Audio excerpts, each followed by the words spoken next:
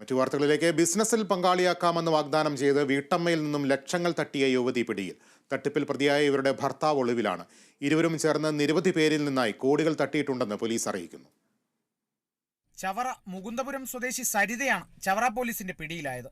സരിതയും ഭർത്താവായ അംബുജാക്ഷനും ചേർന്നാണ് തട്ടിപ്പ് നടത്തിയത്. അംബുജാക്ഷൻ നിലവിൽ ഒളിവിലാണ്. ചവറ മേനാമ്പള്ളി സ്വദേശിനിയായ വീട്ടമ്മയെയും ഭർത്താവിനെയുമാണ് ഇവർ കബളിപ്പിച്ച് പണം തട്ടിയത്. സൂപ്പർ മാർക്കറ്റ് ബിസിനസ്സിൽ പങ്കാളിയാക്കാമെന്നും ഷെയറുകൾ വാങ്ങി നൽകാമെന്നും പറഞ്ഞായിരുന്നു തട്ടിപ്പ്.